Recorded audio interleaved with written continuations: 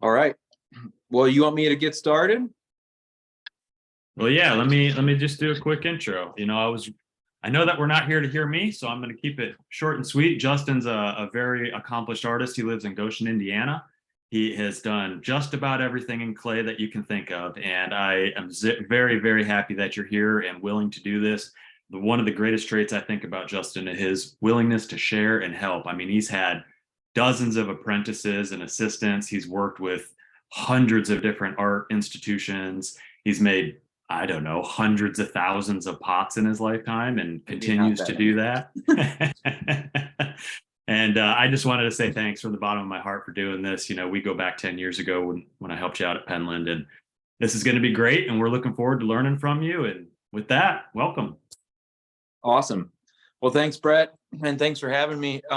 This is a topic that I really enjoy talking about. Hopefully, I can keep it interesting. I thought I'd start with just a quick tour of my studio for some sort of visual aids, and also just to talk a little bit about the infrastructure that makes it possible to do specifically online stuff, which is really how my business is focused. I live in Indiana, in Goshen, Indiana, at the top of the state. We're 2.5 hours east of Chicago, in a small town. Goshen, the city of Goshen is about 40,000 people. It's not tiny. I live about 5 miles outside of town in a rural area. So most of my sales happen by shipping. I don't have a retail space. I don't have a presence in the city. And the bulk of how I earn my living is selling pots to people who don't live or ever come to Goshen. So I'll do a quick tour of how the studio is set up, and then I'll come back, sit down, and try to talk through some more focused structure stuff. So let me just turn the phone around. I'm upstairs in my sort of showroom and shipping area. We do have a small sort of showroom space, which is a converted garage next to our house. A lot of the work that's on display is just essentially stored as preparation for shipping. The place where I was sitting earlier is right here, sort of a desk area with a computer that's hooked up to a printer and a label maker, so I can do all of my shipping preparations here in the same showroom. And that's right next to my shipping area. I use the Ranpak system, paper system, and boxes are stored right underneath. And then I have a table sort of prepped, ready to wrap pots, and space for outgoing orders waiting to be shipped. So this is all set up, sort of designed for direct shipping. My wife is a painter. She works in miniature. So some of her miniature paintings are here. And then she has a studio in the upstairs of this building, which sort of goes right up there. And then I'll walk downstairs. So this is the studio space that we designed for both clay and painting. The space where I work is down here. And so this is set up for production. I do have occasionally some assistants that help me, and primarily the assistants do the glazing of my work, and that happens on these tables here. So pots waiting to be glazed. The glaze is stored in large buckets, very close, and then table space to do glazing regularly. This little section over here is where I make work with wet clay. I do subcontract out all of my mug production as piecework to other local potters. And so most of my production mugs arrive in my studio in boxes, which are these. Move the cat food there. And you can kind of see These are just boxes full of mugs. So they arrive at my studio already bisque fired, and then they can be glazed by assistants, fired in my electric kilns, which I'll show you in a minute. And when they come in, they're all glazed white and put on this table here, ready for decoration with decals. Decals are stored underneath the table, so it's easy access. And then right beside the table is a space for larger sheets to be cut and assembled. So I have these sort of three primary workstations: the glazing station that I showed you, decal station, and then wet clay station. So they're all in one space, but all sort of very easily defined and contained in one area, so that there's quick access. Right outside, this is a sort of a walkout basement. So right outside are the electric kilns. Three sizes, sort of a large, a medium, and a small test kiln. The medium one is really the workhorse that I use all the time. I can do bisquing in the big one, maybe less frequently, and then the test kiln gets used sort of sporadically. And then outdoor storage for work waiting either to go into the soda kiln or the wood kiln. And then as I walk outside, I'll just do a quick loop here. I have a large wood kiln right outside the studio door. You can see sort of the back space here. I came out of the lower area. Up high there where the two windows are is the showroom that I showed you. And we'll walk back up that way. So here's the wood kiln, which gets fired about twice a year. It's a 2-chamber kiln, so that front area is more of a wood chamber, and then this back area is for soda. And then I have a small gas-fired soda kiln right behind this that gets fired maybe twice a week. We just fired yesterday, so it's cooling now, waiting to be unloaded after I talk to you. So there's a few pots in there. So that's just the quick, maybe 10-minute tour of the workspace, so you have a sense of where I'm at. Here's the outside of the showroom. Boxes waiting to go out for the day for shipping, and then we live in the house that's right over here. I'll step back inside.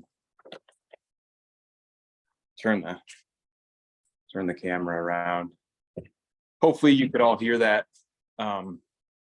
well enough. Any questions about that stuff before I go into the marketing a little more and sales more?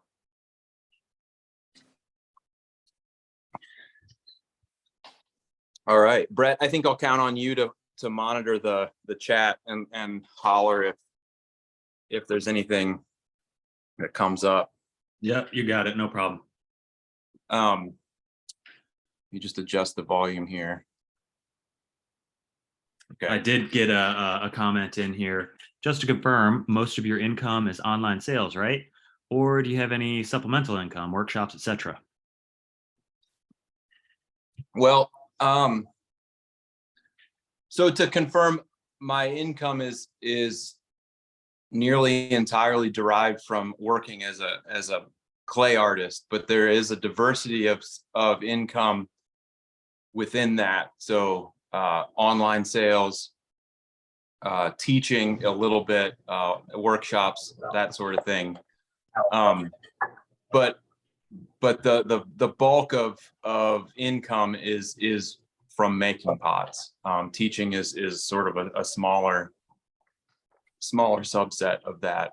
And I'll talk a little bit. I work with wholesale, retail, consignment, and exhibition sales. So all of those come into play, and the vast majority of that happens or begins with me shipping a pot somewhere. So I'll try to talk more about that. Sorry, as I get a little further along here.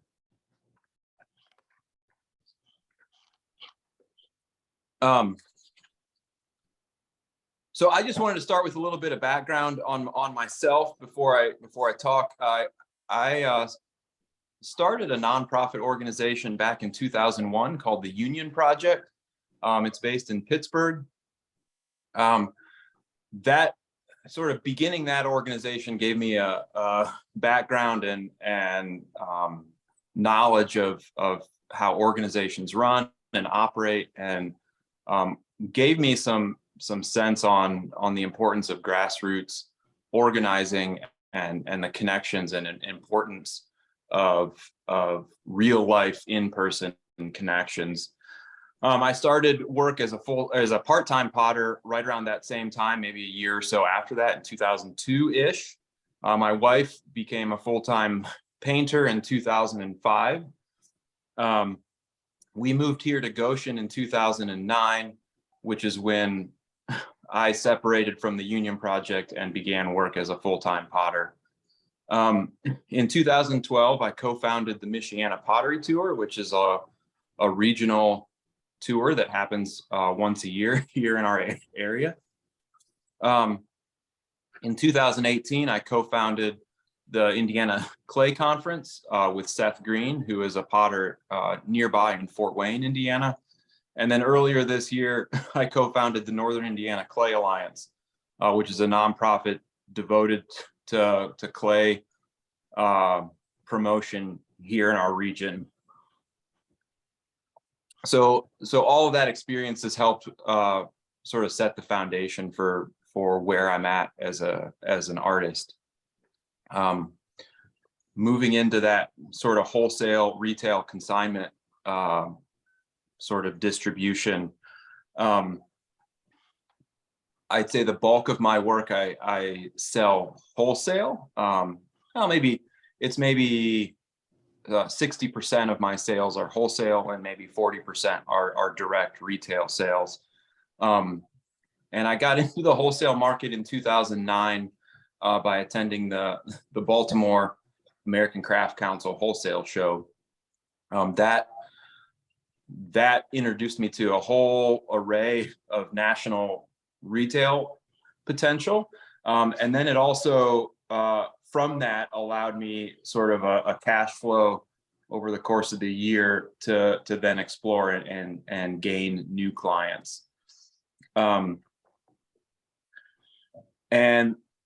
the benefit that I like with wholesale is that with wholesale customers, I get paid right off the bat. They can send me an email or a purchase order. I make the pots, I ship the pots, and I get a paycheck right off the bat. That has really helped carry my business consistently when retail sales can be a little less prominent and less predictable. But I do a lot of retail as well through my website, and in that component, I also get paid right off the bat. But there is no predictability as to what the customer likes. So there can be fluctuations. A whole bunch of orders could come in at one time, and then none could come in for a couple weeks. So there's less of a consistency there. I appreciate the opportunity to do both, and both of those options fit in well with my family structure. We have 3 children, all still at home, and so I can work at my own convenience in that respect.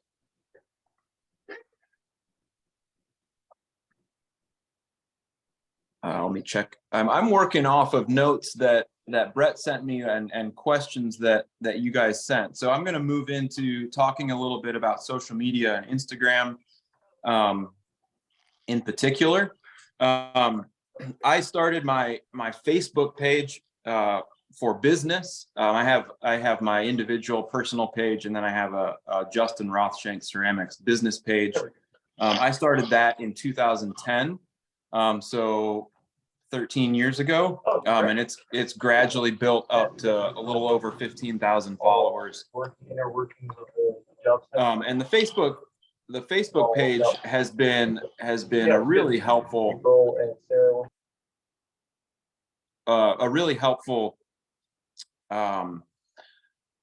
marketing tool and sort of consistent marketing tool since I started it back in 2010.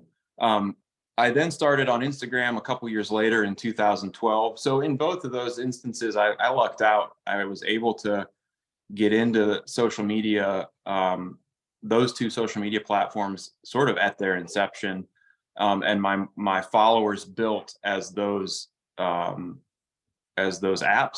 built in popularity. And I've used other social media over the years, Tumblr, Twitter, YouTube,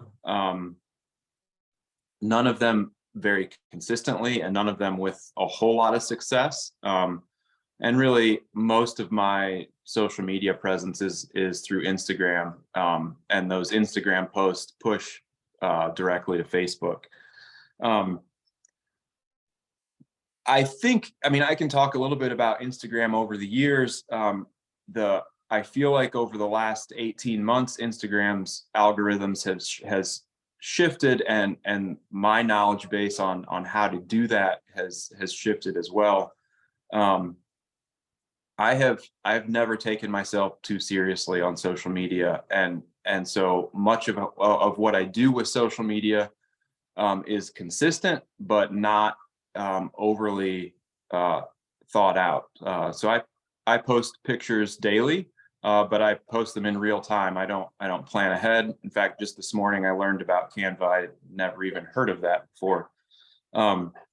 So I do try to be consistent. I try to shoot videos. I try to post still images. I try to illustrate my own personal style on social media.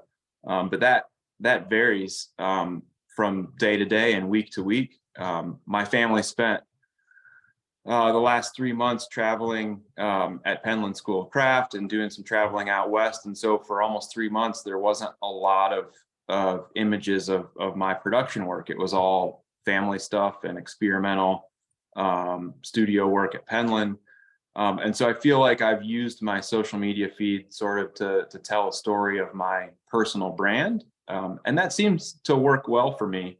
I do think I could be a little more devoted to the business side of Instagram and following how social media can really dovetail with sales, but that has been less exciting for me over the years as Instagram has gotten more commercial.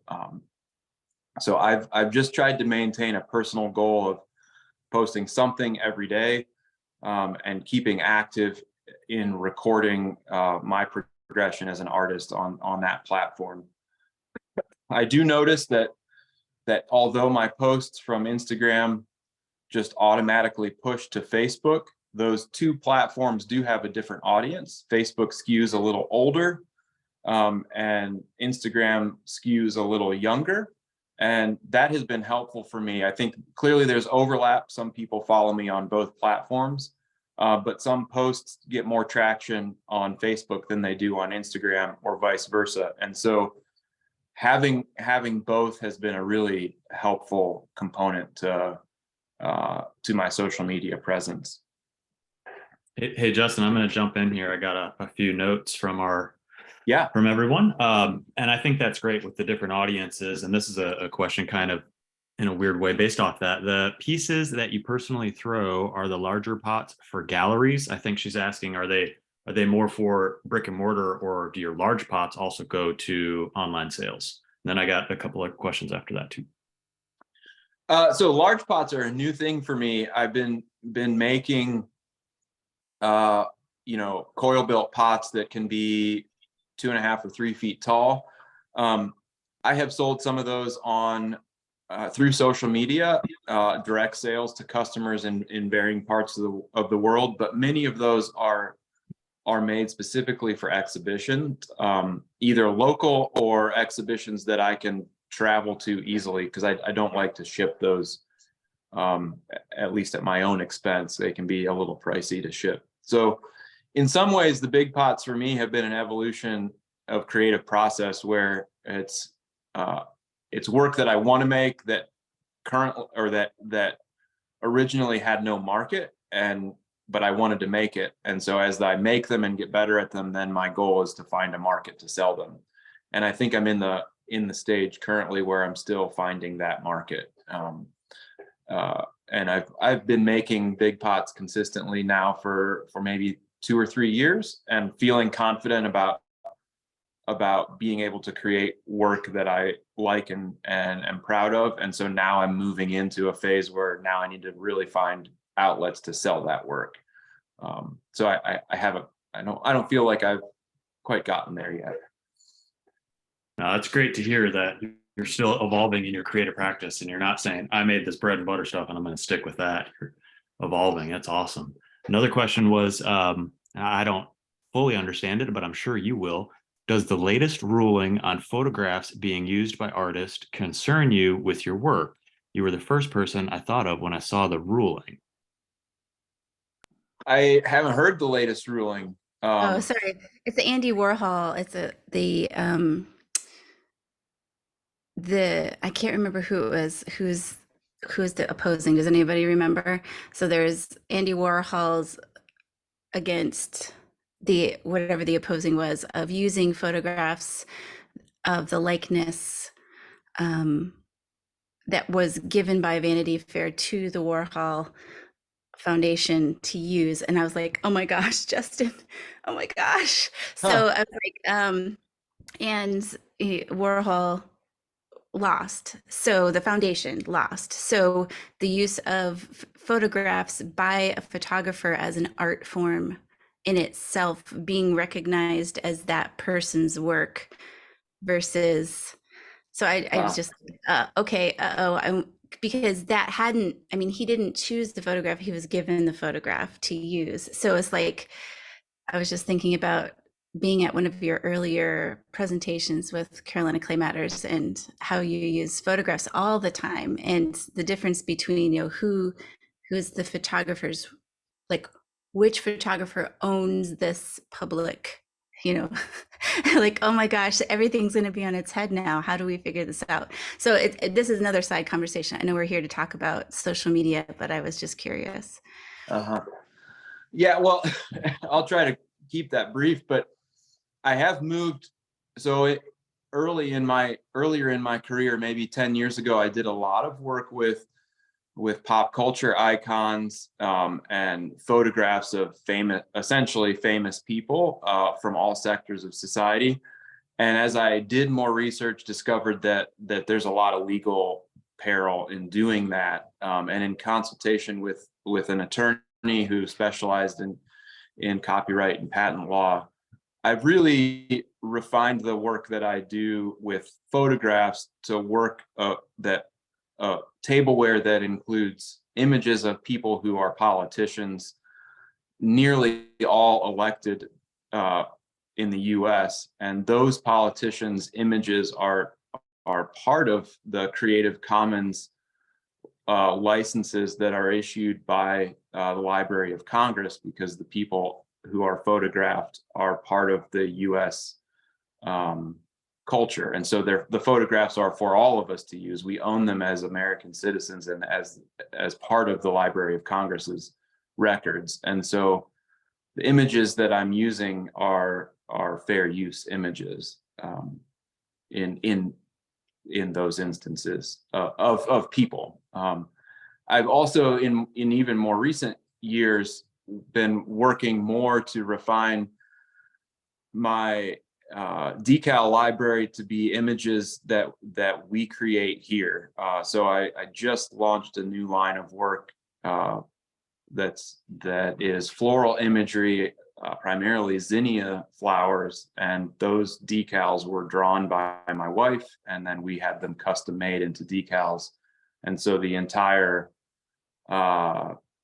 surface decoration area of the pots is imagery that we've designed and created. So I'm moving more that direction as well. But I still think, I'll have to look at the Warhol ruling, but I still think the imagery that the Library of Congress has of US politicians falls into the fair use category for everyone. Yeah, and there's also like some on Google, you can do filters on the settings to search for Creative Commons or public use imagery that are allowed, I think, right? That's right. Yes. Yeah, yeah. I had another question here too from Stephanie. She learned to throw at the Union Project, so that's super cool. She said, "Go Steelers." How much time do you spend on social media each day or week, and do you change in sales based if you spend more or less time on social media? I try to active posting on social media, try to keep that to a minimum, a couple minutes devoted to a post. Like I said, over the last 18 months, 2 years, the algorithms on Instagram have really shifted to be more conducive to video imagery and reels, which is not something that I'm super excited about. I I got into being a potter because I like making pots, not because I want to be a videographer or a filmmaker. Um, and so I don't. I do observe there are very successful potters on Instagram with tens or hundreds of thousands of followers who make phenomenal videos, and I think video is maybe part of their passion, which is awesome, but it's not mine. It takes me a long time to make video posts, and a long time, maybe 20 minutes, which feels long for me. I used to, in the early days of Instagram, I would take a photo and post it. It was like a 30-second process. Um, and and one that was fun. I do like taking still images and still do a lot of that. But I don't love that video editing and stitching together of clips. But I try to do that regularly because that's an important part of the marketing of work now on Instagram. But I would say overall, I try to limit that to maybe 20 or 30 minutes a day. I do spend probably more time than I should, as with all of us, browsing social media, which has its high points and low points. I would say at least one of the important parts of that is clearly people get inspiration, visual inspiration, and idea generation from looking on social media. If you're looking at artwork or that sort of thing. And also the engagement. I try to comment, participate in online chatter, especially with my contemporaries, because that's a way of networking now. And so just lurking on social media doesn't gain you followers, doesn't gain you friends, doesn't give you any sort of reputation if you're just constantly scrolling but never commenting, never engaging. So I do try to do that. I think that's part of one's online presence is participation, and you participate not just by posting but by engaging, either direct messages or comments or likes. But all of that stuff is relevant over the long term.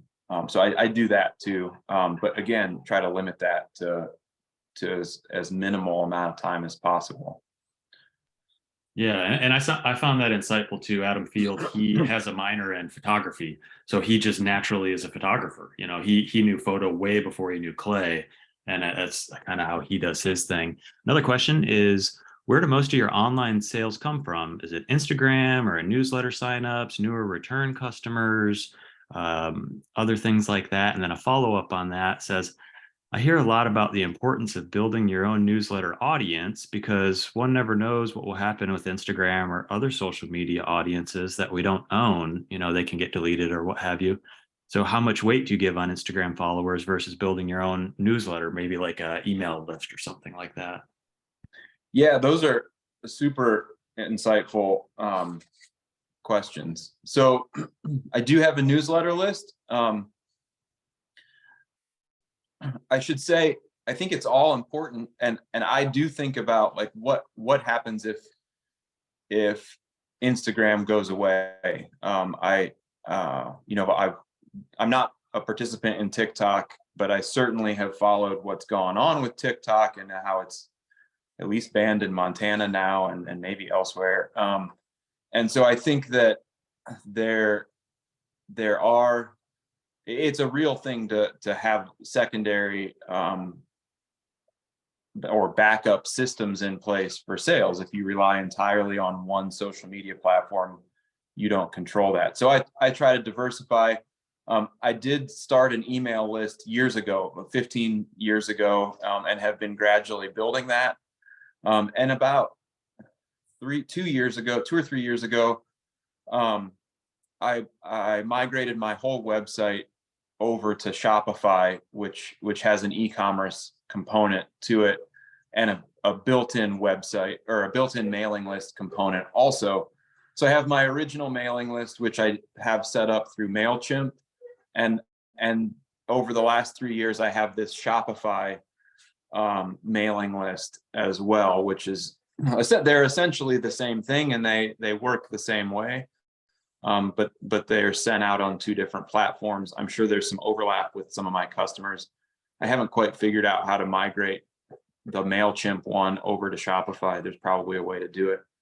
But those are super valuable. And I can get into this a little more as I move down my pages of notes here, but my Shopify website does have statistics and analytics that tell me whether a customer is new or whether they're returning, and if they're returning, how many pieces they've bought and what they've bought, and how much that what kind of a customer they are, like where they live, because I'm shipping it to them. And so those analytics can be really helpful in sending out an email to recognize that,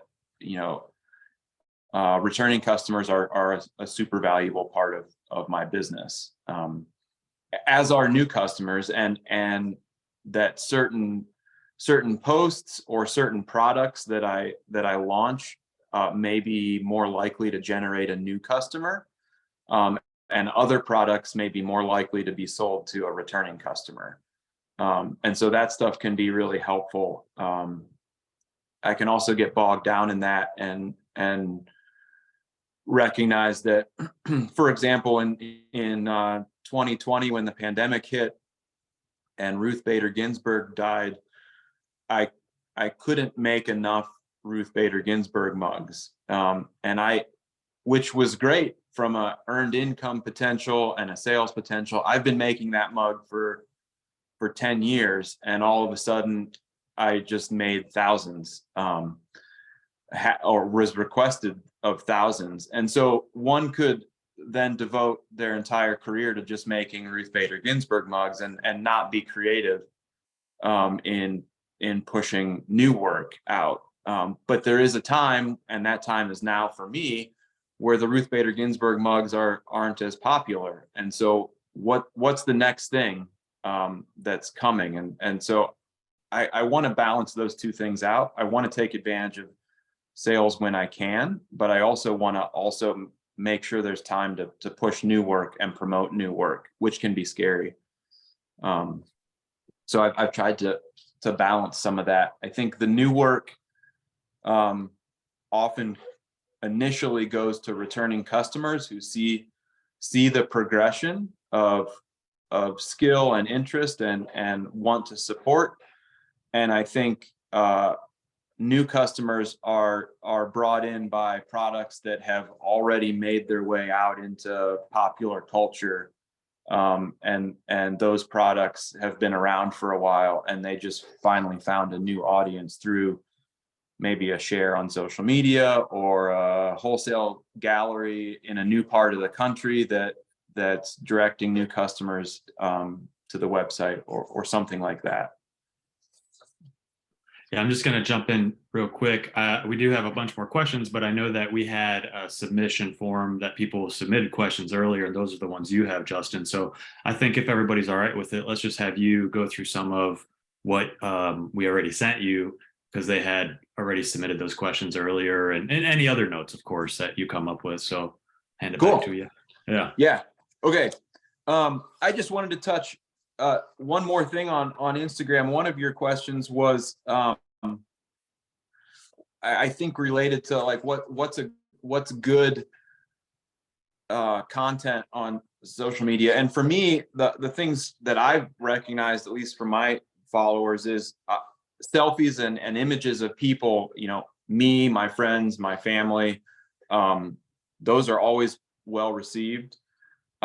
process videos have always been well received. Straight sales pitches where like, here's my mug, you should buy it, are less well received. Although occasional ones like that can be a good reminder, but those often don't get as many reshares or likes. Humor is by far the most well received. If I can pull off like good, solid, honest humor, that stuff's fantastic. And I do a lot of political work, which ebbs and flows with the political season. So we're in sort of a down cycle from a election standpoint, sort of in between midterms and a presidential cycle. And so politics have not been popular. In the midst of I've been making political pottery since before Barack Obama was elected president the first time. So whatever that is, 12, 15 years. And those cycles ebb and flow with the presidential cycles, and they can be simultaneously successful and combative, which can be good and bad from a standpoint. So those are the things that for me have been important notes to recognize.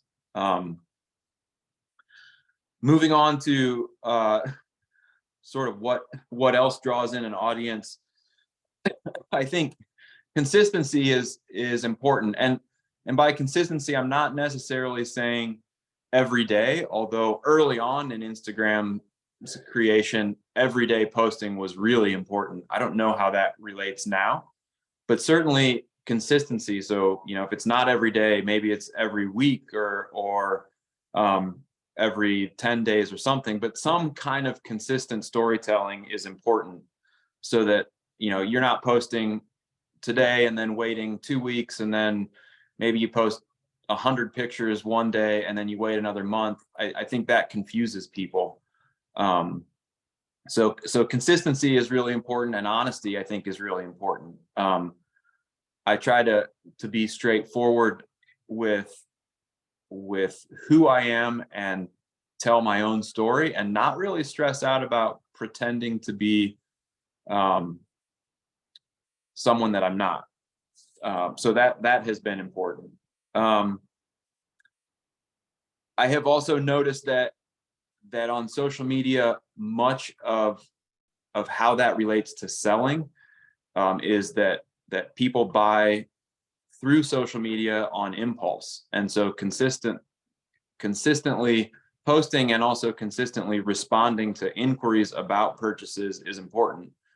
For example, if I post a picture of a new pot and someone comments, "Is that for sale?" If I respond within an hour or two that yes, it's for sale and here's how you can buy it, I will often sell it. But if I wait a day or 2 days to respond to that inquiry, then it's not sold. That person has already moved on to the next thing, or they aren't checking their social media. So that consistent engagement and monitoring of sales is really, or of inquiries, is really important.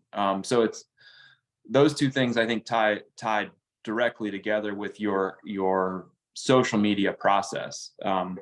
You don't have to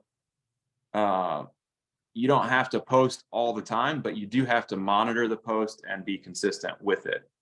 I think that's exactly the info that we're looking for, is like, how does that balance against what you're actually creatively putting out there, and then your engagement? How do you turn that into a sale? Because it's not always about the sale. It's about, we're all creatives and we all want to put our creativity out there. But when we do need to sell because we need to pay our mortgage, that's perfect information, man. Appreciate that. Yeah. And I think,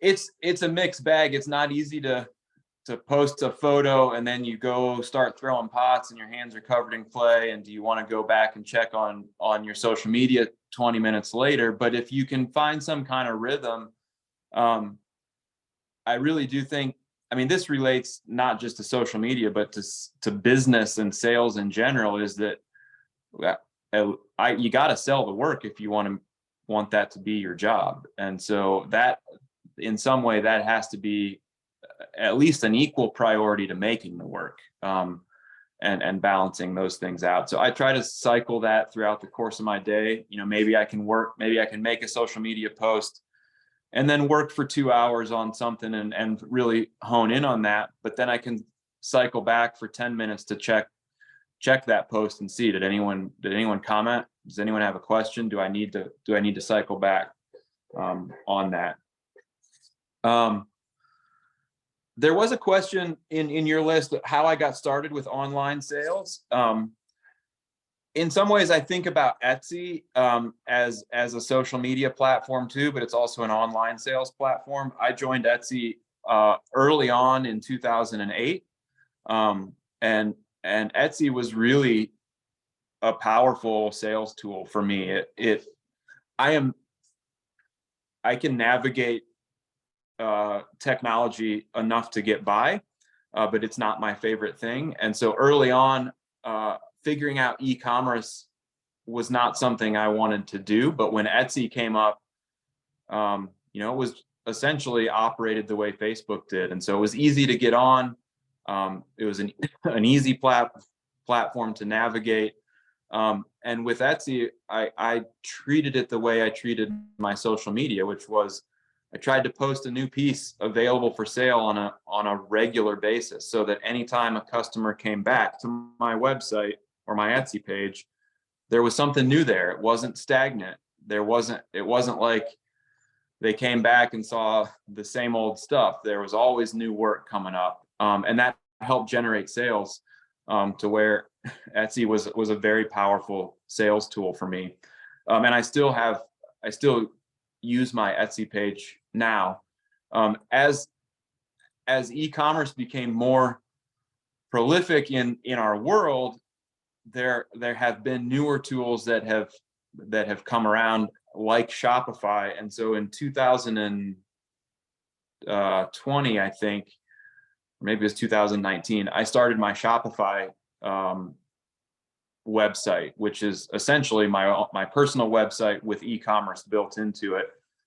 And I did that because the analytics on Etsy told me that the vast majority of my sales on Etsy came from me directing people to Etsy.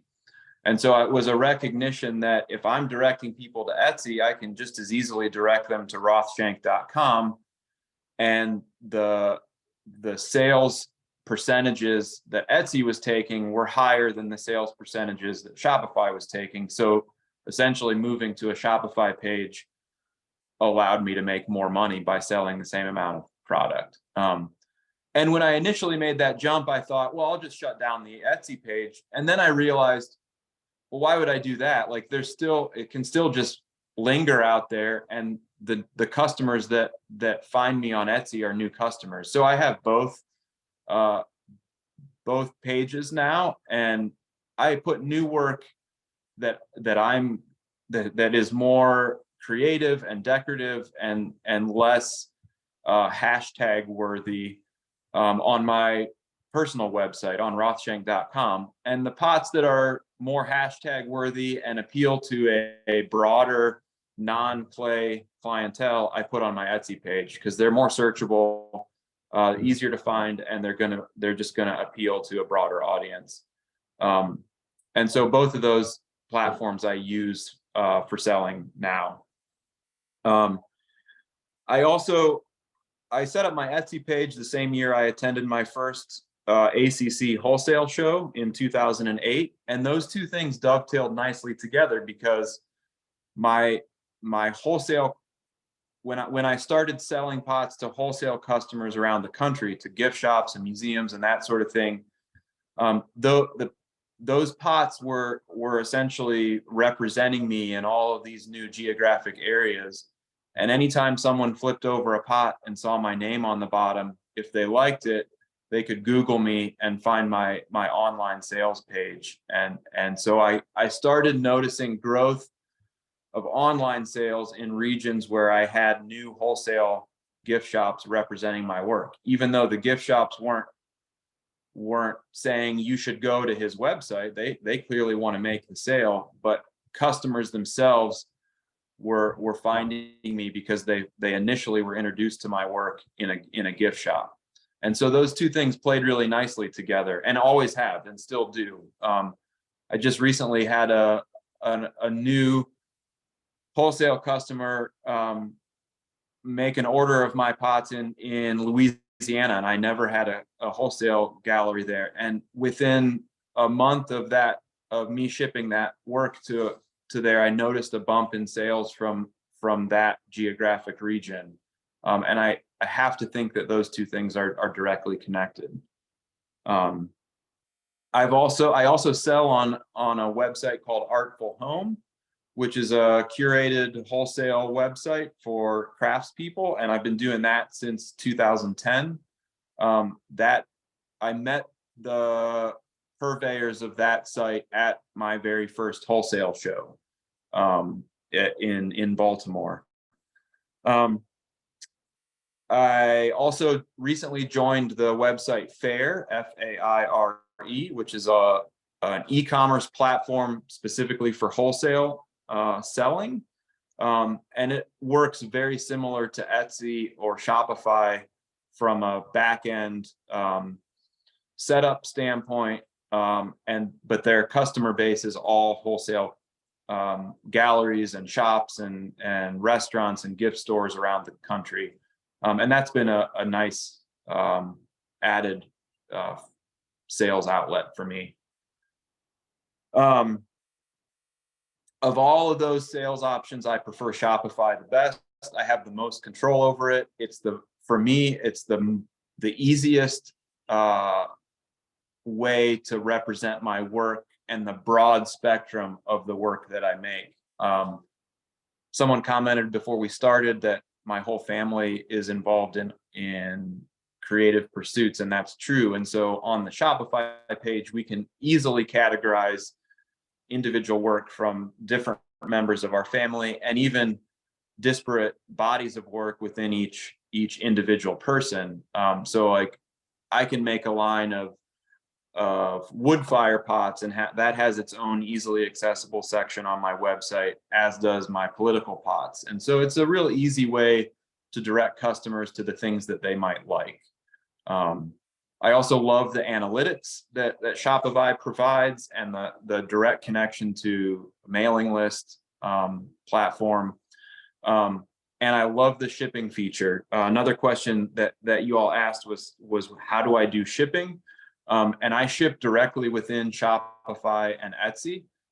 They give discounts on shipping costs, and then they essentially operate with one-click shipping. So if a customer makes a purchase, I can with one click I can print the label and determine the cost and refine the pickup from UPS or US mail, and it can take 20 seconds to get all that done and have the box ready to be packed. So it just streamlines the whole process, which is really helpful. I primarily ship through US mail and UPS. Both of those companies will do direct pickup here at my house. So I don't have to go to either of those places to drop off boxes. US mail picks up for free. UPS charges a nominal fee for a pickup, but I could have 500 boxes in one pickup, and it's the same fee as if I have one box. I showed in my tour a brief shipping station setup, but I systematized all the boxes so I don't have to think about sizing when someone places an order. I just know that it's going to fit in one of about 5 different boxes. And box sizes, I use cubes. So 8, 10, 12, 15, 18, and 22-inch cubes are what I use. And they all fit inside of themselves if I need to double box. So I don't have to learn other sizes. I just buy those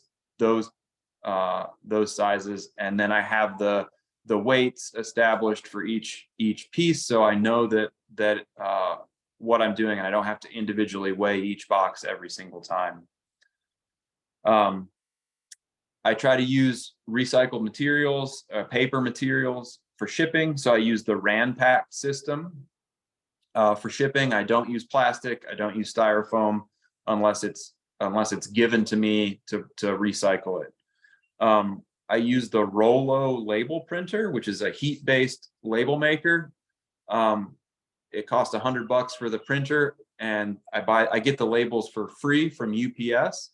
And so essentially, after the $100 investment, every label forever is free. There's no ink, there's no label cost for me. I use paper tape as opposed to plastic tape to seal boxes, so it's all recyclable. All of that stuff is essentially the same price as any of the other stuff. It's just a matter of sourcing it from the right source. Moving on to advertising, I don't do a lot on advertising. The one key thing I should say is that I do participate in our local pottery tour every year. I help to found it and organize it.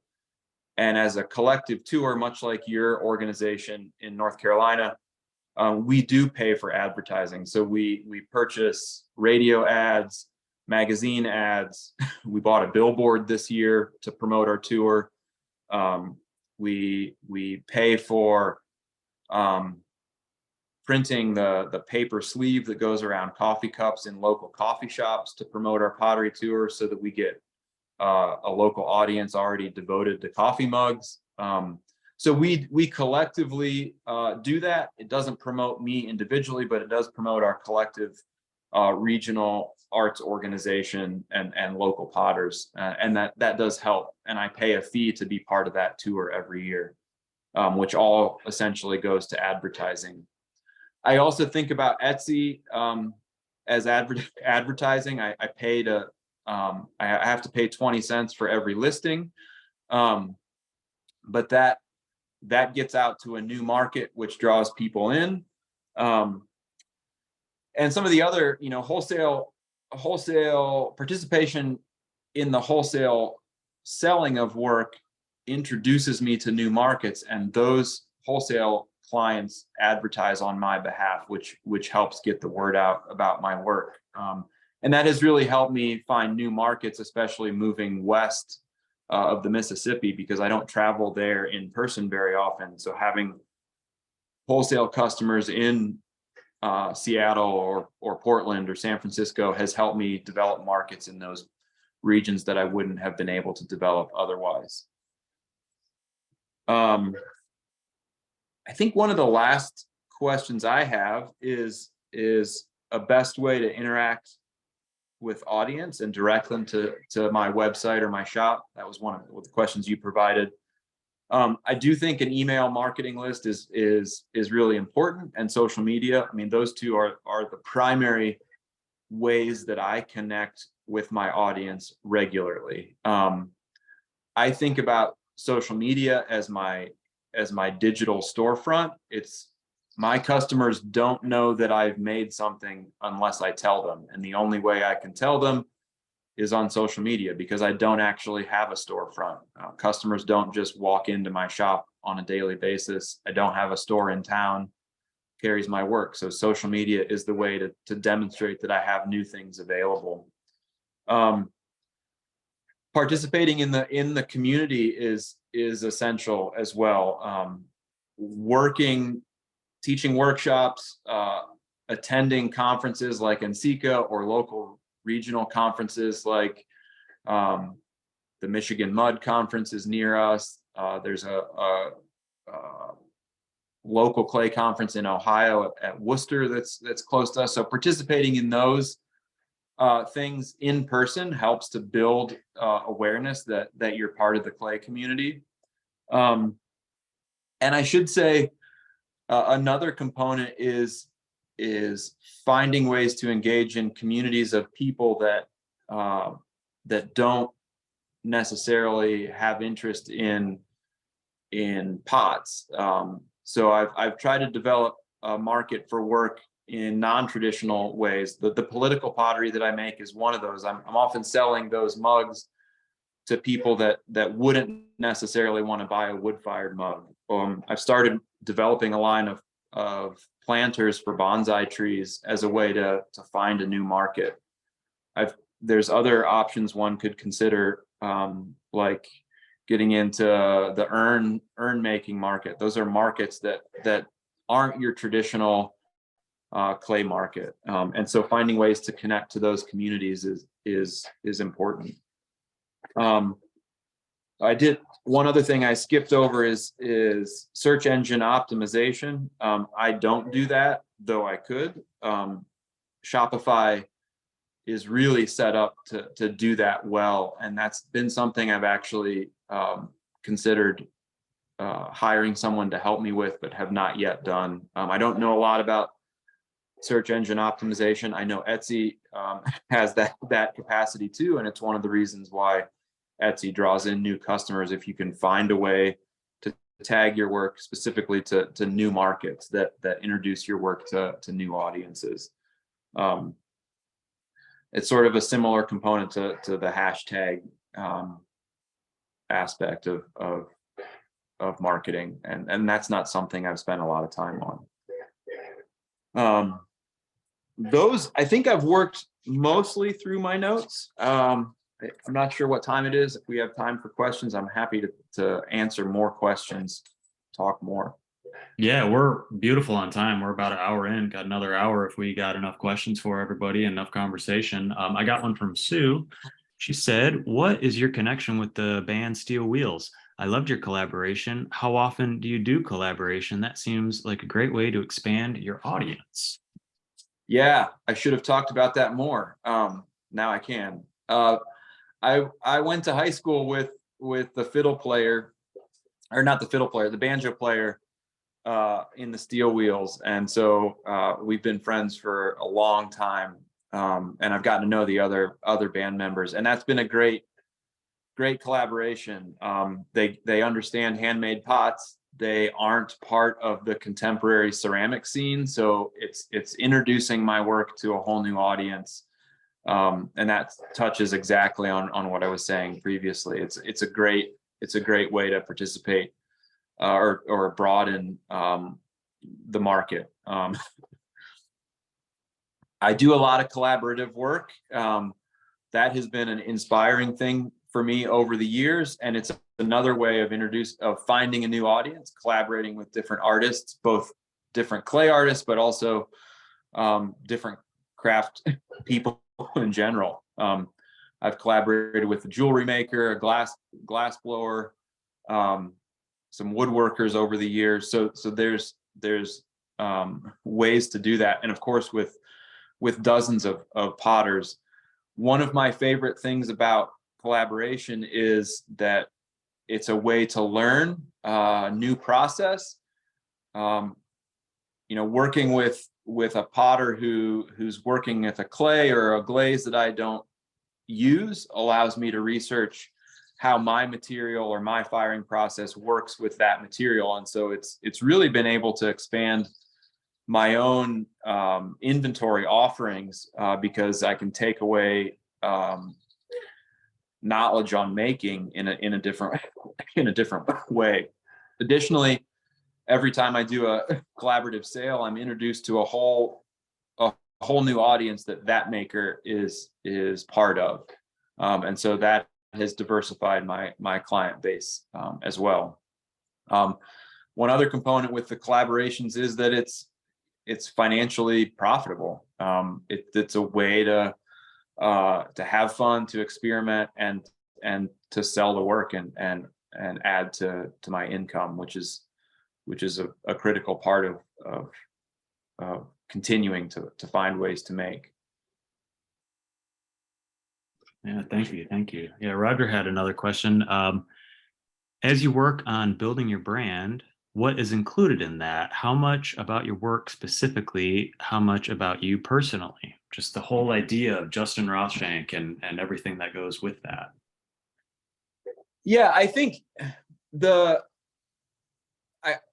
I should say I'm not a stagnant person, and so I think my brand has morphed over time, and even as I look back over the last 4 or 5 years in particular, there's been a sort of a brand shift. And that can be complicated. It's complicated for me sometimes. But it's also, I think it's the natural evolution of a career as a small business and as a maker, is that there's going to be a brand evolution. I have found myself, specifically since the pandemic, there have been huge highs and maybe not as huge, but definite lows in the online marketplace, and that has related to things outside of my control. And so being nimble with my brand has felt like an important part of my process. I touched on that a little bit with the political work. When the pandemic hit, not only were we in a pandemic, and so there was zero wholesale sales coming in, and zero teaching gigs coming in, and no travel whatsoever. But there was a direct shift to instant online direct sales. And that, for my work, that coincided with a huge political movement that dovetailed nicely with the work I was making. And so right before the pandemic hit, I wrote and published a book about Cone 3 soda firing, which is the work that I'm really inspired by. And I was gearing up to promote my book and teach a whole bunch of workshops and talk about Cone 3 soda firing, and sort of build a brand around this creative endeavor that I was really excited about. And then the pandemic hit, and also Ruth Bader Ginsburg died, and I had been making those mugs for years. And almost overnight, I went from focusing on atmospheric, organic brown pot aesthetic to 5,000 orders for Ruth Bader Ginsburg mugs, and a direct push on social justice themes and direct sales and online focused social media promotion. And my business exploded in a way that I had no idea was coming. And it was really fantastic for me, but it wasn't what I intended at all. And now, 3 years later, that social justice and political movement has leveled off, and we're not in a pandemic, and online direct sales are no longer the only option. And I'm finding my way back to Cone 3 soda firing, but it's taken 3 years. And so there is a morph in how that sales, how to focus the sales, and what the infrastructure for that is. At the same time, the social media algorithms have shifted, and TikTok blew up, and reels have become a thing as opposed to still images. And so there has to be a constant reevaluation and growth, which is, in my mind, it's really exciting. And I should say that while some of that can be really intimidating, to me, it's been a reminder that what I want to do with my business relies most importantly on how I can be creative and sustain my own practice in a way that keeps me focused and aware mentally and physically. I don't want to just focus on what people want to buy. I also want to focus on what I want to make. And I'm going to be more passionate about selling work that I like than I'm going to be about selling work that feels repetitive and redundant and uninspired. So as I shift back into some more sort of experimental creative work, that's the work that energizes me and gets me into the studio these days. And so I'm more interested in making a reel about that process than I am about, say, a mug with a political figure on it currently. But that could shift, and I could get really energized about that down the road, and I think that's okay. And I try to make my marketing reflect that I'm not just a single focused person. That I do have other interests, other hobbies, other choices for the way my business moves. That feels like a really long-winded answer. I think a lot of us are like that. We got a lot of people in this chat right now that do a lot of shows, and a lot of us are very active, and some of us have done wholesale, and it's really hard when you see one item that is through the roof, and you are blowing it up on one item, and then you get back to studio and you make tons of those items, and then you go to the next show and you don't really sell them the way that you thought you would because you just sold a bunch of them. And I think it is very important to have those other outlets and creative endeavors. And I got to my dad's house here. First thing I did was tear out an electrical outlet, cut a hole in his wall, and put it all back in because it's stuff, it's materials, it's media. And like you said, your son is working with metal, and you've collaborated with glass and all these different areas of life. And I think that's admirable that you're allowing your creative works to be out there in the world, and you want to share your creative side more than even your production side. That is your bread and butter and your huge source of income. And I loved personally, and sorry for taking up the airtime, but I loved when you were at Penland making quarter-pound teapots, half-pound teapots. I mean, these itty-bitty little things that are full of color. And that just goes to show that you're not a one-trick pony. You have a lot of different interests. And that was going to be my question out of this workshop is, how do you allow yourself to not get stuck in the rat race of nickels and pennies and dimes, which we need to be creatives, but getting back to your roots where you want to be just an artist. And I think you touched on that nicely. I should also say, and I touched on it briefly in the tour. I'm really interested in the production side also, and so systematizing that production does allow me to continue to produce the work that sells regularly without a lot of shift in process. So being able to work with other artists to help me make the mugs that I sell, 5,000 mugs a year, means that I'm not bogged down by repetitive production, and I can take on a wholesale order with relative ease while simultaneously working on different work. And so having the systems in place to do that, I have systematized that production line to where it's essentially one glaze, one clay body, one decal process, and I have assistants and offsite collaborators who can make the vast majority of that work for me, and I can do the final touches of the decorating process that really hones in on the fact that it's my work, and systematize that without interrupting the production of more creative works that take a longer turnaround time, a longer process, and more investment creatively and more energy to do. So holding those two things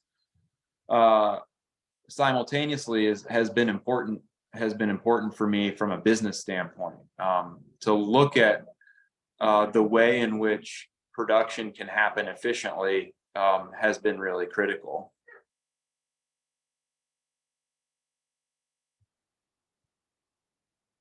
Absolutely. I just realized I was on mute, mumbling to myself over here. Stephanie asked, you can tag products on Instagram posts that send users directly to your shop. I noticed I don't think you do that much on your page. Why not? Yeah, I do that some, but not always. I haven't found it to be, for me, I haven't found it to be ultimately more or less beneficial to tag it when people can go up to the profile and click and go to my website anyway. I don't know. Haven't spent time researching the algorithms, but I guess my sense has been when I tag it as sort of a product post, it has been less it has been seen less, viewed less, commented on less than if I just put a picture of the pot up without tagging. So, but I don't, a lot of that is just speculative on my part. I have no idea. So I just try to alternate, and do some of the time, and the others some of the time, so that it's just a little bit different.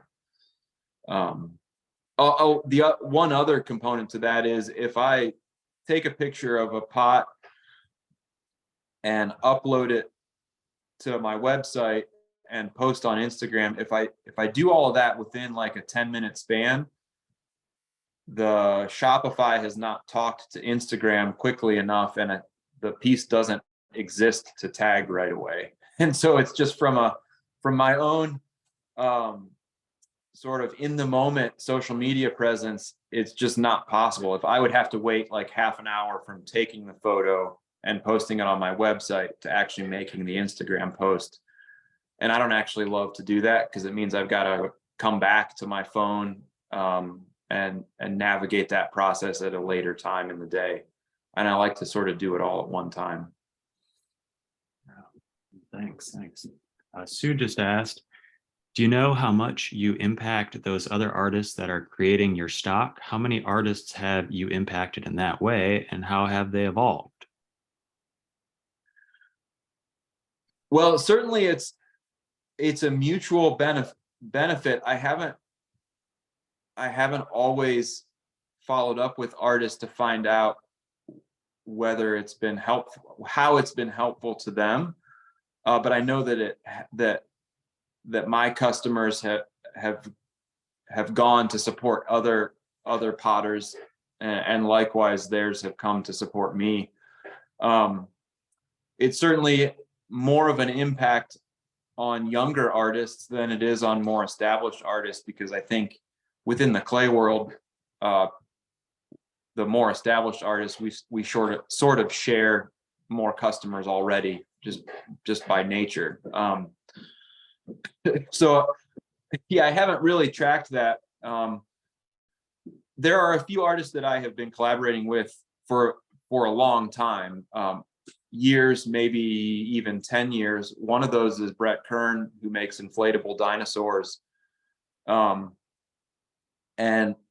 he and I have established a friendship over that collaboration over the years. And so we certainly exchange more information about the benefits of that. Certainly I'm not sending him any new customers. He's got a bigger customer base than I do. In fact, I'm probably benefiting more through that collaboration than he is. But there is some excitement from both of us in creating new work that neither one of us could create alone. And so that is something that makes the work more collectible, more rare, and more exciting for both he and I, because we're doing something that we couldn't do otherwise. And I think that is the kind of work that collectors are more interested. They're willing to pay a higher price because there's only one of those, and there only ever will be one. And so that's been beneficial. I wish I could tell you more from a collaborative standpoint. That work has been less prominent in my daily life since the pandemic, because prior to the pandemic, a lot of those collaborative pieces were happening through face-to-face interactions with artists.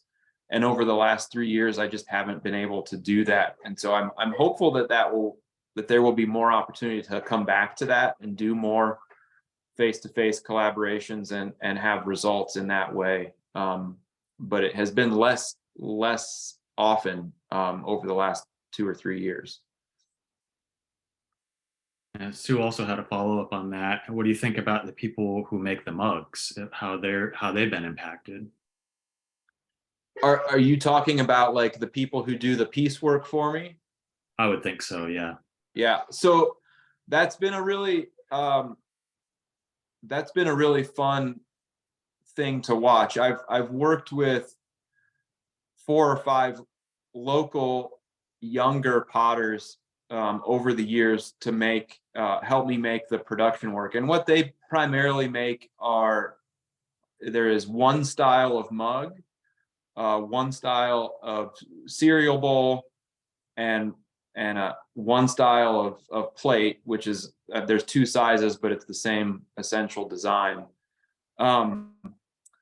And what it has enabled those young potters to do is to establish their own studio. Since it's piecework, that I pay them by the piece, and there's been enough consistency that at least for example, the one guy who makes the mugs for me currently, I just have a standing order, and he delivers a couple hundred mugs every month over the span of the year. And so that the consistency that I receive from my wholesale galleries, I'm able to pass along to him as essentially a wholesale customer for him, which built the foundation for his own individual studio practice. And that's been awesome. It's helped to build the local community to where we have a younger generation of potters now here in our area. I would say that it's a huge reason why we were able to start the Northern Indiana Clay Alliance this year, was that we now have a multi-generational community of artists that wasn't here 10 years ago. And while I'm not solely responsible for that, I do think some of that financial impact that I've had has allowed some staying power for local artists that may have left to seek business opportunities elsewhere if they couldn't find them here right away. So that's been fantastic. The current guy who makes mugs for me actually just opened a regional clay gallery in South Bend, which is about 45 minutes from here. And so that's been really awesome to see that some of that impact has given him the financial stability to open up a retail space nearby, which has been great. Yeah, and I'll also just mention on my experience, I was an apprentice for 2 years, about 15 years ago, and I had the opportunity to throw about 10,000 pounds of clay per year. And there's just nothing like that when you master potters allow a younger generation to really move material, and your hand-eye coordination, your muscle memory, and then by just time and evolution, you learn the business side of it. And you master potters teaching us younger folk how to do that is, I have also a bachelor's and master's degree in fine arts, and it hasn't touched being an actual working artist as far as experience levels. And I would encourage anybody to dig into that. What would you say, Justin? This is just kind of a question off the cuff. What would you say that your volume of production work and creative work, as far as exposure and sales, would you say one is like outshadowing another, either in a good way or bad way, where it's just the volume and income and the exposure, just the balances are different, good, bad, and different? Well, certainly at the beginning of the pandemic, the production line of political work far outweighed any sort of creative work that I was making over those 2 years. But if you take that away from the 15 or 20 years of making otherwise that I've had, I think they balance themselves out nicely. The production, one thing I've always done with the production work is I'm always the one who does the final decal decorating. And that would be something I could easily show someone else how to do. It's not a complex process, but what that has enabled me to do is, putting decals on 40,000 pots over the years has allowed me to learn how to be more creative with that material, which has had a direct impact on the more creative work that I make that involves more multiple firing processes, a diversity of surface treatments. All of that's directly impacted by just the practice of putting decals on repeatedly. And so I think those two things balance themselves out well from a sales and business standpoint. It doesn't seem like a giant stretch for a customer to see the political work and see how that affiliates with the more decorative creative work, because they're similar processes, but one takes it a little further than the other. And so I think that's been an important part of the creative side of my business, watching those two things work together. There's also been, for me, doing production efficiently. We all make mistakes, and there's been a lot of pots that I make that are production pots that don't turn out well. There's a bubble or a flaw in a decal that I don't feel like I can sell that as a first quality pot in my production line. But I've also invested a lot of money in that piece already, a lot of time, a lot of material, a lot of firings, and I don't necessarily want to throw that away and waste it. And I don't necessarily even want to sell it as a second. And so using that work as material for furthering my creative process has allowed me to learn how to take mistakes and create better work out of it. I can dip it in glaze and refire it. I can add more layers of decals. So it's really driven my creative process, and simultaneously has allowed me to think through ways to increase my price point. If I've got 12 firings in a pot, it should probably cost more than if I've only got 4 firings in a pot. And so those things play well together in the marketplace, where I can have price points that gradually increase based on what all is invested in the pot, how unique it is, how rare it is. And that's also allowed me more information when I make my own work and when I collaborate with others, in how to make sure I'm getting a finished product that I can sell. Yeah, would you feel comfortable talking a little bit more about price points and how you've kind of come to certain things over time? And I mean, you don't have to talk specifically dollar amounts, but like in general, wholesale is approximately 50% of whatever retail is. Has it just taken years of evolution to find price points that sell frequently? Or did you kind of just say that seems about right and you just kept it stable, or has it gone up or down? And Well, certainly there's been a gradual increase in the production line over the years, just to navigate costs affiliated both with inflation and career evolvement. I started when I first started selling pots regularly, I established price points based on observation of the market and who were my peers and what were they selling pots for and how did their process relate to mine. And it's pretty easy to establish a price point if you go to a handful of online galleries and just see what, average price of a coffee mug or a soup bowl, and find somewhere that someone who's at your similar career level and process is selling work for.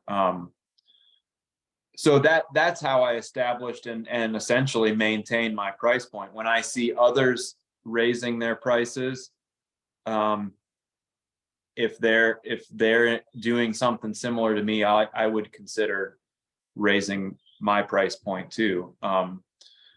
With more one of a kind works, I will price the work based on how quickly I want to see it leave my studio. If I really like the pot and I want to hold on to it for a while, I'll price it higher. And whereas if it's been sitting around the studio for too long and I'm ready to see it go, it may be priced lower. I will say production prices don't change. The political work that I do is my primary production line. I do some floral work also that's in a production line, and you can see that on my website. Those prices are stable on my website, and they're the same at all of my wholesale galleries around the country. Essentially, a gallery may charge a little less than I do, and that's their prerogative. They've paid me the price point that I want, but they're going to stay typically within a few dollars of what, like if I sell a mug for 55, they might sell it for 52, or they might sell it for 58, but it's going to be pretty close. And that's fine. I've been around long enough that they know what my price point is, and they know what they paid for it, and I stay stable there. And that's really important for maintaining a good relationship with the wholesale galleries. If I charged less, they wouldn't appreciate that. I do 1 day sale every year. I've done it for 12 years. It's an April Fool's Day sale. Everything is half off that day for 3 hours. And that's the way, all of my work is priced with wholesale prices taken into account, because whether I'm selling it to a wholesale customer or shipping it for exhibition to a gallery or consigning it to a exhibition in the short term, all of those venues take half price. And so all of my work is priced with the assumption that I will only get half of that retail value. And if I can sell it on my website at full value, that's great. But also, I'm serving as essentially the gallery space. So I'm paying for all the boxes, I'm paying for all the time it takes to photograph and market the work. And so it's kind of a wash as far as it goes from the profitability based on where it sells. So my 1 3-hour sale every year where things go for half price is really a reflection that I can do that once a year as a thank you to my customers. And it's a huge marketing benefit for me, and a huge sales benefit, but it also doesn't subvert the respect that I have for the galleries that are carrying my work 365 days a year. It's a 1 day, 3-hour sale. And that's it. Yeah, and you take yourself really seriously when you do it, when you shave off half of your beard, right? It's a good opportunity to make jokes. One of the fun things that it's evolved into, I think we've done the sale for 12 years, is inevitably new customers don't believe that everything's half off, and we try to play that up and make it as confusing as possible, which may be counterintuitive, but it's part of the fun, and in many ways has helped lend credibility to the fact that it is once a year, you might not believe it this year, but next year you'll know for sure because someone told you and you observed it. So that's been a really fun sales process for us. It's really driven the online stuff because it's only on our website. So even people who are local have to buy stuff on the website. It doesn't happen in person, and it can reach the entirety of the world from a sales standpoint. Oh, that's great. I love the humor on those ones. I always look forward to your sales. They're really funny. Stephanie had a great kind of like summary question, really. What would be the top 3 advice or tips to someone who's just now beginning their online or social media presence, taking into consideration current state of social media, commerce, politics, et cetera, et cetera, et cetera? Just kind of 3 top advice or tips to someone trying to get into online sales and online presence. Yeah, that's awesome. I actually had a couple written down that I wanted to talk through. So I'm glad you asked. The first one I would say is customer service. It's quick responses and following up on opportunities. And that's not just like direct messages. It's, when someone texts you or emails you or makes a phone call, for me, like there's a, at most it's 24 hours. Usually I try to respond faster than that. If someone's inquiring about wanting to buy something from me, like, that's why I exist as a business. So I should take that inquiry as seriously as possible. And that's not only because it demonstrates that I'm serious about my work, but also it capitalizes on that impulse buy too. If someone sees a pot that there's only one of and they inquire about it and want to buy it, I want to sell it to them as quickly as possible. I want to get it out of my studio and make room for something next, the next project. And so for me, customer service has been really important. And that also reflects on the back end, where if someone has a complaint, if someone has a question, I try to respond and take responsibility for that. We're potters. We're all going to make mugs that leak. We've all done it. We'll do it again. If you send a mug that leaks to a customer, then you got to take responsibility and send them one that doesn't leak, because for me, that's just part of the process. We all make mistakes, but we need to own up to that and make it right. And that will then return that. It can change a customer's experience from being really annoyed or angry or sad to potentially coming back and buying a second mug or a third mug or a more expensive pot to go with the mug that you sent along. And so that, for me, the customer service side is really super important. It doesn't mean that, the customer, in my mind, is not always right, but it does mean that you have to treat them with kindness and respect, and at least have a conversation and engage in that process. I would say consistency is also important, and that translates not only with social media, but just with studio work.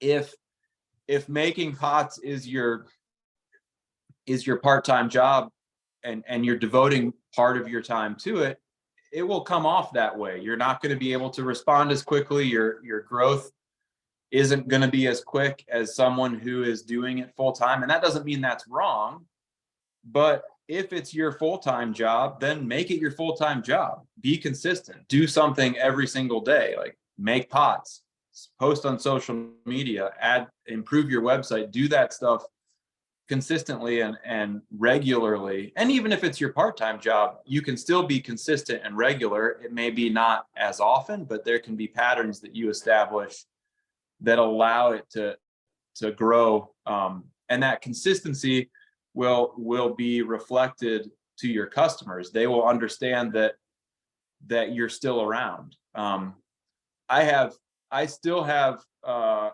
customer that I met 20 years ago, one of my very first customers, who still buys pots from my website on a regular basis, because I still exist. I'm still here, and they can still come back and buy my pots. I'm consistently making new work and updating. But if I weren't around, they would have moved along to someone else who was more consistent, who had updated their website more often, or created work more often, or responded to email more often. So that consistency, I think is really beneficial. And I think maybe a third thing would be just to diversify your approach. Finding it, if your goal is to make pots that other potters buy, you're gonna have a pretty minimal marketplace to sell to.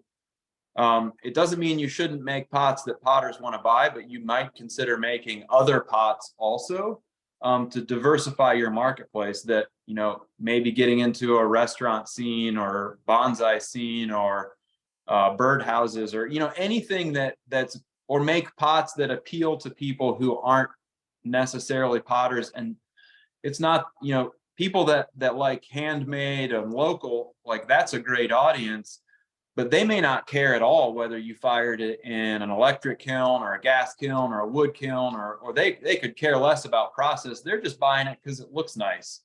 those are the customers that you want to pursue.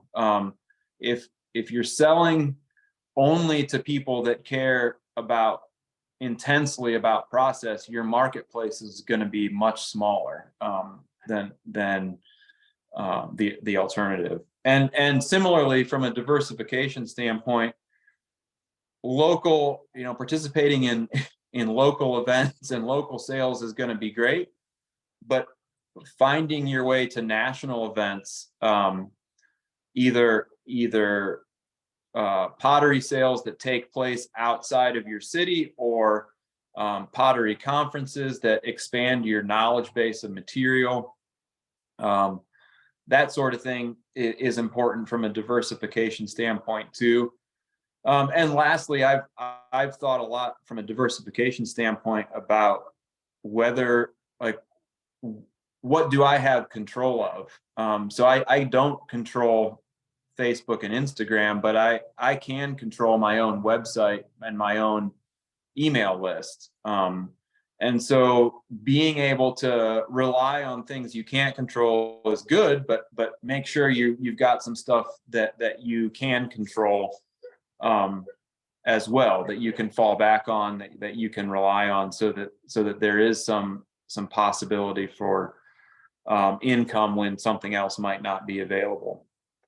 I've also tried to diversify my sales stream. So, I have my wholesale customers and I have my direct sale customers, but I apply to exhibitions at galleries and museums. I try to participate and propose shows that may be thematic in new venues. I try to teach in new spaces, or attend workshops as a student in new spaces, because building those relationships helps to diversify my audience also.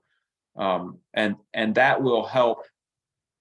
All of that will expand your social media network if you're active on social media. If you travel to, say, an NCECA conference, you're going to meet new people, and you're going to follow them on social media, and they're going to follow you, and all of a sudden your network grows. And so doing that real life in-person stuff helps build your social media presence as well. And in fact, strengthens your social media presence, because it's not like you just clicked follow. It's like you maybe had coffee or participated in a workshop together, and you actually have a relationship that can then build exponentially on social media afterward. So that diversification is important too. And I would never have met you if I didn't apply to be a work study at Penland, and going there and helping out. It's just being able to assist in any way you can and serve the community. I did have a question about, it sounds like you're doing nothing and you don't have any irons in the fire anywhere. Sure. How do you keep your health up to par? Like, how do you balance, everything that you do? You do quite a lot, like a lot of artists. How do you balance your mental well-being and your physical well-being with family time and R&R? And there's a lot to balance. And, one thing for me is eating regular meals. That has helped, like, honestly, just having a regular breakfast, lunch, and dinner, and not overdoing one or the other, just for me personally, has been able to help regulate. What are your tips or tricks for that? Yeah, well, some of that comes back to that sort of consistency, is that, first and foremost, I establish, or we as a family establish regular work times. So I work a regular schedule, so that I know when I'm in the studio, I'm in the studio, and when I'm not trying to get into the studio. And I'm not always successful at that, but that's a great starting place. We try to take vacation, which is important. One of the reasons that we spent the spring at Penland was essentially a time to sort of have a working sabbatical away from the daily rigors of production work in the studio. So that's been important. I've tried to get to the gym once a week, and I participate in a lot of physical, like I play soccer and try to do like some stuff that gets me out of the studio and gets my heart rate up and helps keep me physically fit. Those things are important. From more of a mental standpoint, a huge thing for me is engaging creatively with other people, to find support for the work that I'm doing that doesn't already have a sales venue. So to find encouragement where, I'm making stuff in the studio that seems really weird, and can I find someone to talk to about that so that they can give me support, even if it's criticism, it's still done in a supportive way, so that it can help me find ways to grow creatively, so that I'm always seeking out new ideas for work. It's a huge help to have a partner that's an artist, but I also have friends who are artists that I can rely on in that way too. Maybe one other component is that I find a lot of inspiration from the natural world. We live in the woods, so I try to get out, take a walk every day, try to visit national parks or state parks or county parks, and just get out into the natural world, away from screens, away from technology, away from my house, which I spend a lot of time at since I work and live in the same place. So getting out into the natural world is important. Leaving next week for a week in the boundary waters of northern Minnesota. So not only am I in the natural world, but my phone literally doesn't work there. So I'm forced to separate entirely from social media, from business, from all of that stuff. And that's really helpful to do that in sort of a consistent pattern, even if it's once a year. That's been really beneficial for me. Now that's great. I couldn't agree more. I'm down in Florida right now, and I'm based out of Charlotte, North Carolina, and I brought my boat down here, and I've gone out twice. I'm going to a gallery to deliver work this afternoon, and then I'm going on the water right after that. Nice. So, hey guys, we got about 20 more minutes. If anybody has any questions, I don't want to be the only participant. Here you guys have asked awesome questions, and I am over the moon that Justin agreed to do this with us. And that's one thing I've always been envious, is your giving spirit. You've always been able to package and articulate something in a thoughtful manner and just offer it to us freely. You're not asking for anything back from any of us. And, just personally, I really appreciate that. It's something I've strived to do in my life. After managing a big studio here in Charlotte for 3 years, I backed down, and now I'm a full-time potter again, and trying to balance Awesome. out all these things. So it's been about 6-7 months now being full-time and working through those things of the daily routine and the consistent items that I know will sell, and then the creative works, and the creative stuff is suffering. And that's something I'm trying to work back into my routine, is the creative works. And I know many people here, it's cool. We got a dozen folks here that are very seriously interested in having clay in their life in some capacity. Can you talk a little bit about publishing in national publications, Ceramics Monthly, and that kind of stuff, and the importance of it? Yeah. That's been really important. In some ways, I think about social media as sort of this micro publishing, and finding ways to document on a regular basis has helped me think about what can I expand on, what are processes that I can share that not only will get out to a broad audience through publication, but help build my reputation over the long term. So I have tried to write regularly. That has ebbed and flowed with time, but I do try to spend some time reflecting, maybe every year or every couple years, thinking about articles that I can publish. Especially early in my career, I think reaching out and taking those risks was helpful in establishing myself in the national clay scene early on. So when I started my career, I had a goal. I made some goals that involved publishing articles, once a year, applying to a certain, I don't remember how many it was, but applying to a certain number of juried exhibitions every year. and making a certain kind of pot and refining it enough that I could sort of throw it by memory every year. And so those things that sort of helped with the consistency that I talked about earlier. Was establishing those goals allowed me something to work towards. And it wasn't like applying, like it was easy to set a goal to apply to a show. I had no control over whether I got in the show, but at least having a goal of, say, applying to 5 shows every year meant that I had the work ready to apply, and I felt like it was good enough to apply with. And so just going through that process helped get me in the door some of the time.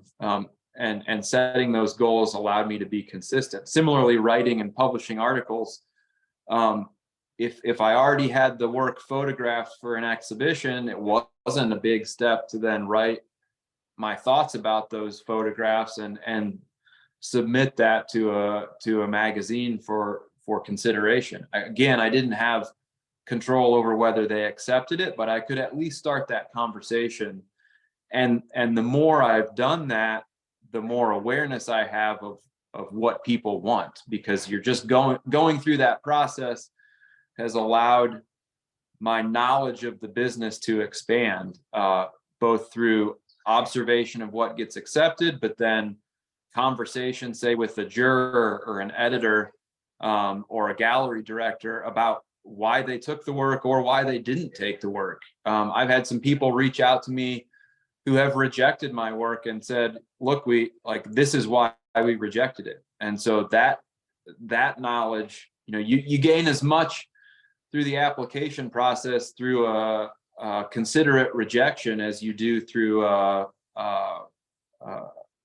someone accepting the work, because you're able to then grow in that process. So those things have been critical to career growth from a creative side. And I think the benefits of publication and exhibition are certainly reflected in the sales. The more you publish, the more you exhibit, the more opportunity you have to sell work. People want to buy the work that's in the magazine or on the cover of the book or visible in the exhibition catalog. Like, that's the work that people are drawn to and that more people see. And so that all of that is helpful then from a sales standpoint.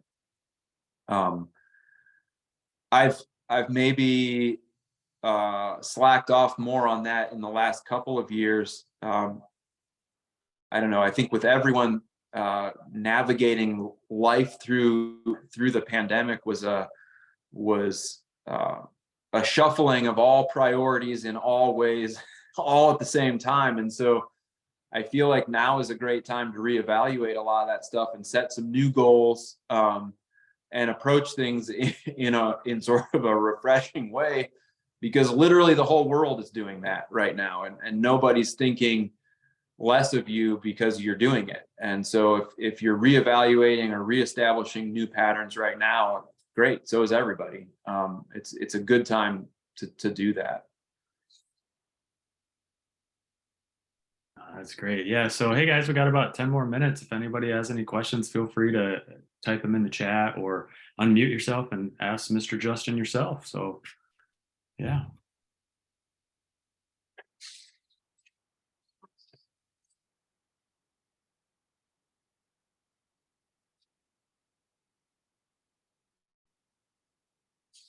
Well, I'm not going to make us all.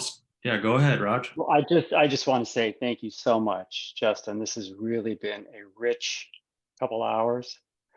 Just getting the insight to how you see the business, how how your life connects to it, is just really valuable to us to be able to see that. Good. Well, I really appreciate being asked. This is a topic that I don't remember if we did this, Brett, when I was with you in at Penland 10 years ago, but we had a couple days this spring when I was teaching at Penland where we talked business. And so and I didn't, that one I talked off the cuff. Your invitation to speak today forced me to actually write my thoughts out, which still feels very organic, but I appreciate being asked because I think it's a topic that I really like and think about. I like the navigation of small business strategy and idea building, and it's one that I feel like you learn more the more you talk about. So I appreciate you making that invitation. I have a couple friends locally who are not potters or even artists at all, who are small business owners who I really enjoy talking business with. And so I think the more opportunities we could have that way, the better off we all will be.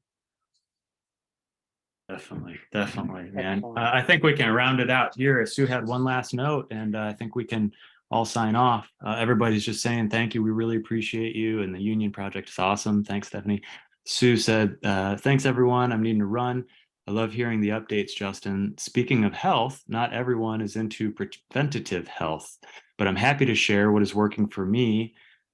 Feeling my body health return to a better place that I've been in 20 years. And she sends her email address here at sueedwardsstudio@gmail.com. If any of you have any interest in personally talking about it, no, you're not interrupting things here. No, and thank you and have a great day. Another thank you very much.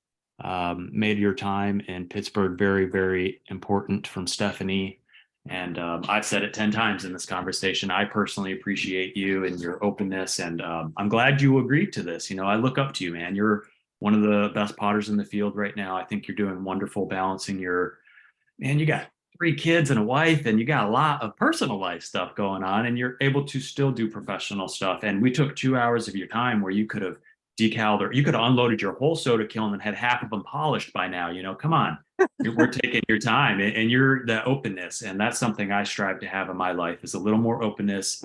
And, you know, I had an event at my house a few months ago, and it was awesome because I had barbecue and bonfire and badminton and garden tours. And I happened to sell a shitload of pots, but that wasn't even the real point. You know, it was community. And I think you're doing great. Another person says, thank you for all the great info. And unless anybody else has anything, I think we can wrap up. And just thanks again, Justin. Thanks a lot. Appreciate it, Brett. Thank you. Thanks for all your Thank kind you. words. Absolutely. Thank you All so right. Be much. well. All right. Have a good one. You Bye. too. Take care.